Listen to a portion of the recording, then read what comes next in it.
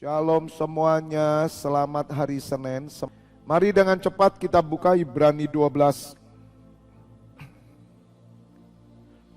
Ibrani 12.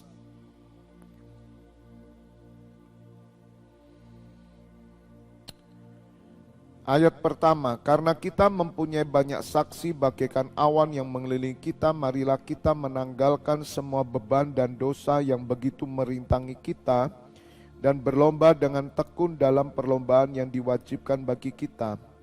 Marilah kita melakukannya dengan mata yang tertuju kepada Tuhan Yesus yang memimpin kita dalam iman dan yang membawa iman kita itu kepada kesempurnaan, yang dengan mengabaikan kehinaan tekun memikul salib ganti sukacita yang disediakan bagi Dia yang sekarang duduk di sebelah kanan tata Allah. Ingatlah selalu akan Dia yang tekun menanggung bantahan yang sebat itu terhadap dirinya dari pihak orang-orang berdosa, supaya jangan kamu menjadi lemah dan putus asa. Katakan amin. Berbahagialah Bapak Ibu Saudara mendengar firman Tuhan, merenungkan dan melakukannya. Saya memberikan judul pesan Tuhan pagi hari ini adalah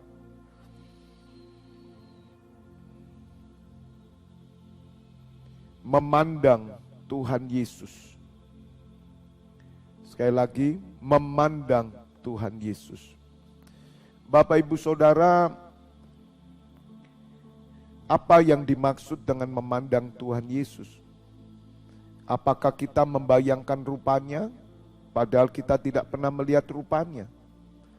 Foto-foto yang ada itu hanyalah imajinasi, bukan rupa. Kalaupun ada penemuan-penemuan, kira-kira rupanya ya seperti itu. Tapi sesungguhnya kita belum pernah melihat. Jadi Bapak Ibu Saudara, jangan memandang Tuhan Yesus itu memandang rupanya. Karena kita tidak pernah melihat, hanya murid-muridnya, dan waktu itu tidak ada foto. Tetapi yang kita pandang itu adalah ajaran Tuhan Yesus, perkataannya, perbuatan, keteladanan hidupnya. Dan semuanya itu ditulis oleh para rasul. Mari kita mengerti. Jadi Bapak bisa memandang Tuhan Yesus itu memandang karyanya. Memandang Tuhan Yesus itu memandang keteladanannya. Jadi kata memandang itu mengikuti Tuhan Yesus. Kenapa saudara kita perlu memandang Tuhan Yesus? Karena dengan kita memandang Tuhan Yesus, meneladani apa yang Dia kerjakan, maka iman kita menjadi sempurna. Sebagaimana hari Minggu kemarin saya sudah menjelaskan dengan panjang lebar, iman tanpa perbuatan adalah mati. Sebab dengan perbuatan-perbuatan itulah iman menjadi sempurna. Perbuatan yang mana? Perbuatan baik? Bukan. Perbuatan Tuhan Yesus. Makanya kalau Bapak Ibu Saudara tidak pernah membaca Alkitab, tidak pernah mendengar khotbah penggembalaan, bagaimana saudara tahu perbuatan Tuhan Yesus? Yang membuat iman sempurna itu bukan perbuatan baik. Semua orang bisa berbuat baik. Tetapi orang yang mengerjakan perbuatan Tuhan Yesus, meneladani apa yang dikatakan, apa yang dilakukan, mengikut Dia, maka imanmu menjadi sempurna. Artinya, hidup kekristenan saudara diaplikasikan melalui ibadah, melalui doa, pengajaran, pelayanan, dan itulah yang dilakukan Tuhan Yesus. Bahkan saudara menderita, mati di kayu salib, Tuhan Yesus lakukan. Makanya surat Ibrani mengajarkan kita, supaya kita tidak lemah dan putus asa di dalam menghadapi tantangan dunia ini. Sebab bagi dunia kita adalah kelompok orang-orang yang aneh. Orang-orang yang sepertinya tidak menginjak bumi. Karena seluruh hidup kita hanya diberikan untuk melayani Tuhan. Bukankah hal ini menjadi satu kebodohan bagi orang dunia? Salib itu adalah kebodohan bagi orang dunia. Tetapi bagi orang percaya itu adalah kemuliaan. Bapak Ibu Saudara, orang dunia tidak mengenal Roh Kudus. Tetapi kita mengenal dan memiliki Roh Kudus. Sehingga kita mengerti apa yang dikehendaki oleh Allah. Bapak Ibu Saudara, tantangan-tantangan terjadi dalam pelayanan. Masalah terjadi dalam pelayanan. Kehidupan rumah tangga, kehidupan bisnis, kehidupan sekolah, kuliah, kehidupan bermasyarakat. Semua ada banyak godaan, ujian, tantangan. Oleh karena itu Bapak Ibu Saudara, Tuhan mau supaya saudara memandang Tuhan Yesus. Karena ketika saudara mengalami tekanan, hinaan, cobaan, maka Bapak Ibu Saudara akan menjadi kuat. Sama seperti Tuhan Yesus tekun memikul salib, menanggung semua hinaan, cercaan, makian. Padahal dia adalah anak Allah. Padahal Tuhan Yesus datang dari Bapa. Padahal Tuhan Yesus yang mau menyelamatkan mereka yang mencaci maki. Tetapi Tuhan Yesus bertahan. Tuhan Yesus tetap tekun memikul salib. Surat Ibrani berkata, marilah kita melakukannya dengan mata yang tertuju kepada Tuhan Yesus. Bahkan mengingat Dia selalu. Supaya kita tidak jatuh.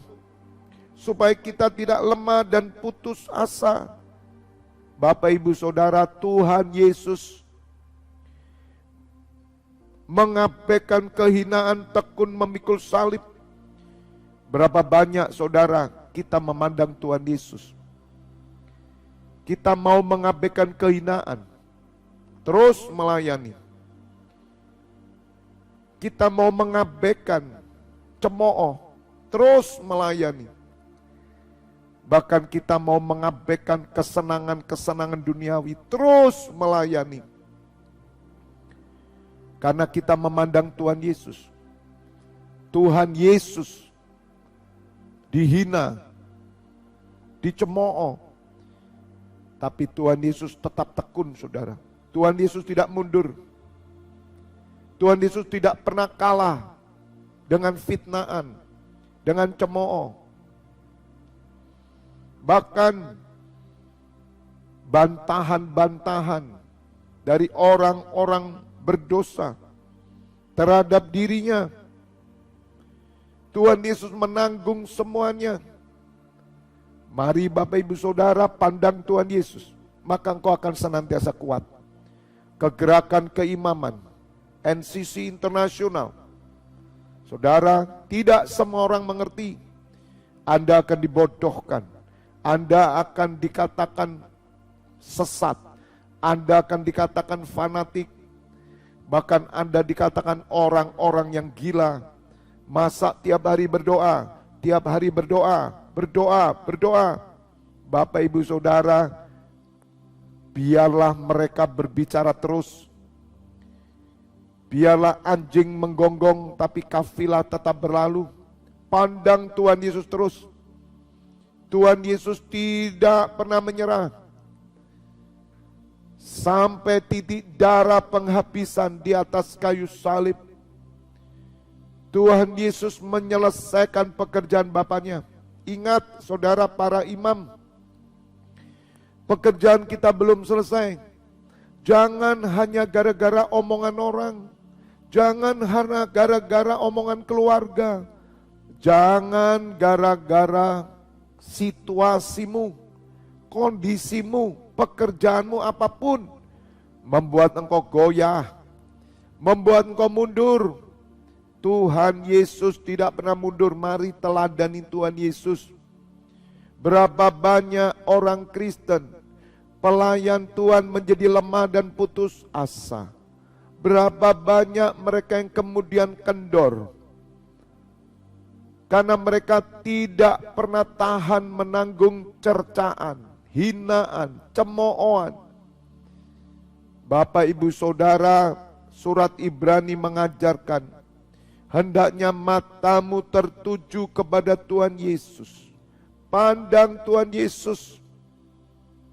Kalau saudara dihina, ingatlah bahwa Tuhan Yesus juga dihina. Kalau saudara dibenci, ingatlah Tuhan Yesus dibenci.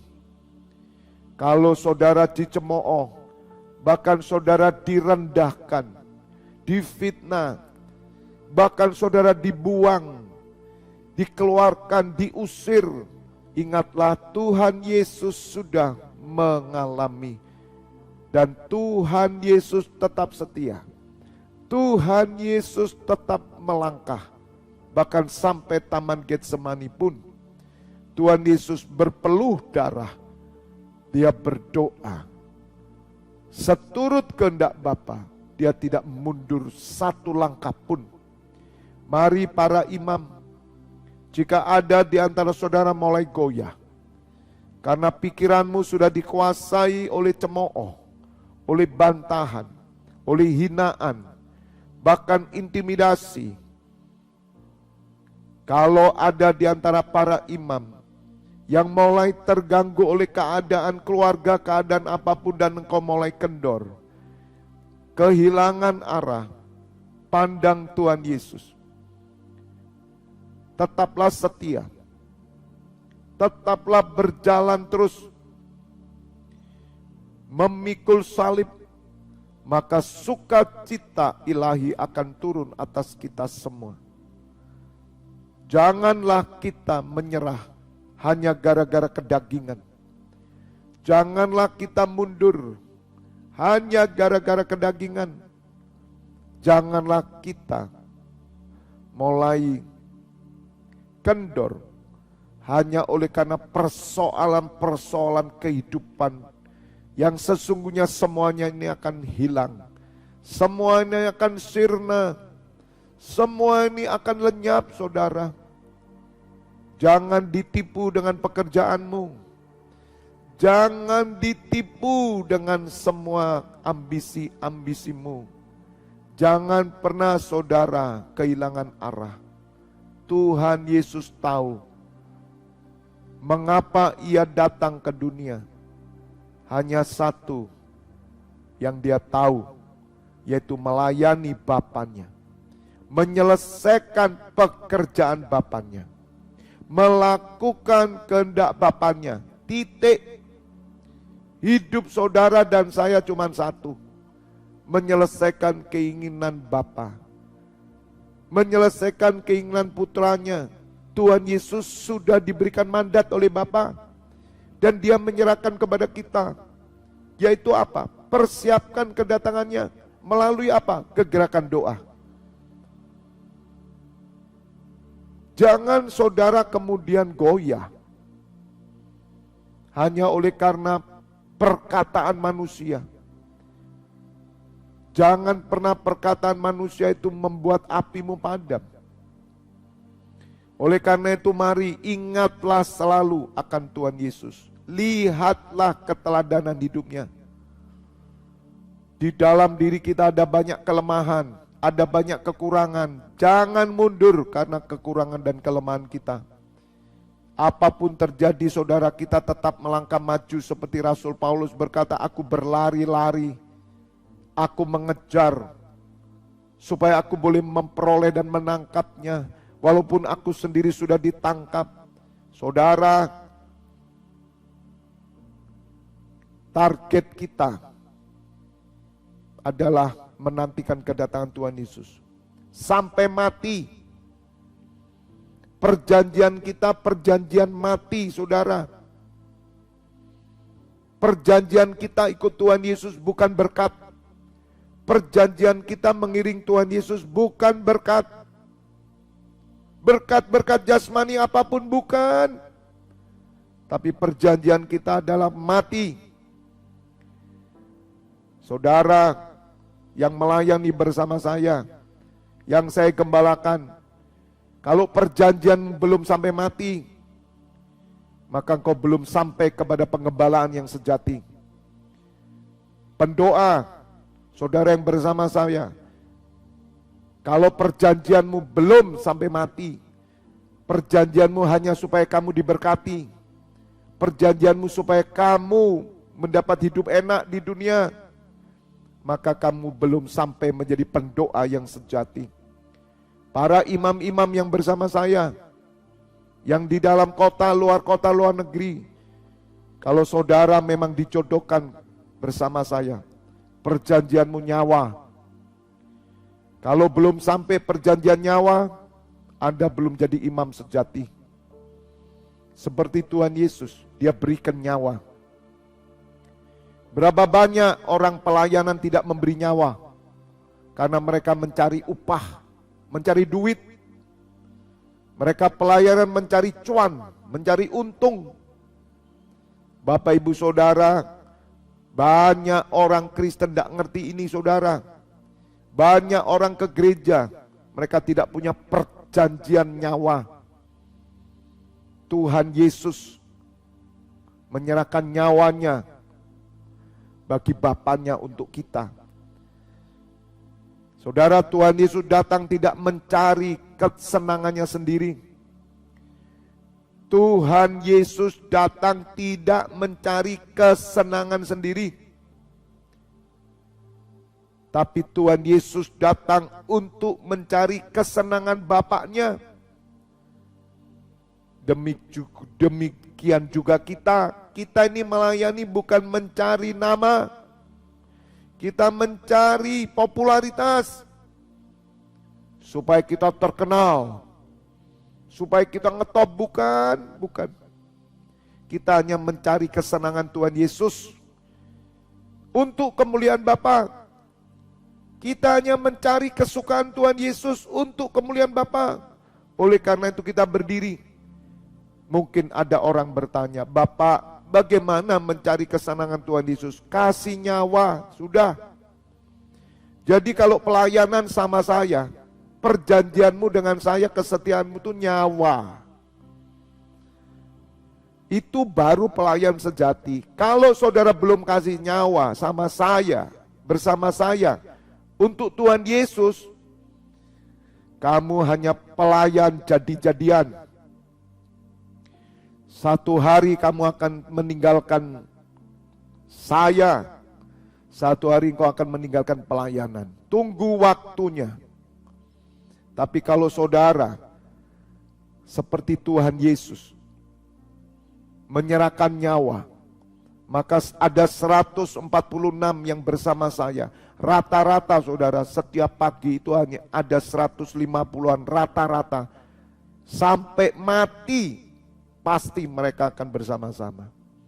Tapi orang-orang yang insidentil, orang-orang yang hanya mencari kepentingan sendiri, hanya minta doa, mereka itu perjanjian berkat, bukan perjanjian nyawa. Pandang Tuhan Yesus tidak pernah cari berkat dari Bapaknya. Tuhan Yesus cari kesenangan Bapa. Ayo pandang Tuhan Yesus. Hanya gara-gara pekerjaan saudara lemah, hanya gara-gara fitnahan saudara lemah, hanya gara-gara omongan orang saudara mundur, hanya gara-gara makan minum saudara mundur. Bapak ibu saudara, kita belum mandang Tuhan Yesus. Kalau saudara sudah memandang Tuhan Yesus, bertemu Tuhan Yesus, nyawa engkau berikan. Saya 25 tahun Bapak Ibu Saudara melayani Tuhan Yesus. Saya berikan nyawa. Itu hidup. Komitmen saudara. Saya setia. Saya jadi gembala. Karena Tuhan Yesus suruh saya jadi gembala. Kalau saya jadi seperti saudara, ada di sebuah pengembalaan, sampai mati saudara saya lakukan. Saya tidak berpikir aneh-aneh. Tidak cari kepentingan sendiri, tidak pingin apa-apa, tidak. Saya mau mencari kesukaan Tuhan Yesus. Saya mau mencari kesukaan gembala karena Tuhan Yesus memberikan otoritas kepada gembala. Dan saya mau mencari kesukaan Bapa dari Tuhan Yesus. That's it. That is, cuman itu. Saya tidak cari berkat. Saya tidak cari popularitas. Supaya kita tetap tekun, tetap setia pikul salib, menanggung kehinaan, sampai semuanya sudah selesai. God bless you all.